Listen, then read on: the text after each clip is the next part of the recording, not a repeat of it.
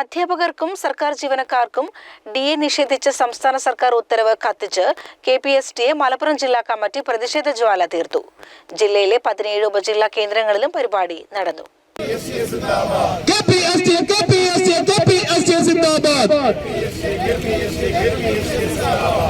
ജില്ലാതല ഉദ്ഘാടനം മലപ്പുറത്ത് സംസ്ഥാന പ്രസിഡന്റ് അബ്ദുൽ മജീദ് നിർവഹിച്ചു.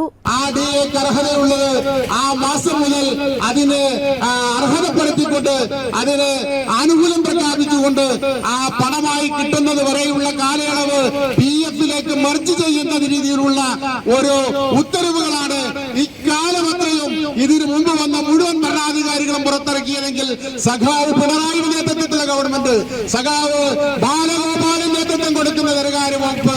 ജില്ലാ പ്രസിഡന്റ് KV മനോജ് കുമാർ മുഖ്യപ്രഭാഷണം നടത്തി. ജില്ലാ secretary V Ranjith, Haris Babu, Subodh P Joseph, B Saritha, P Sajil Kumar, Rajan Naduthudi, Rameshan എന്നിവർ പ്രസംഗിച്ചു.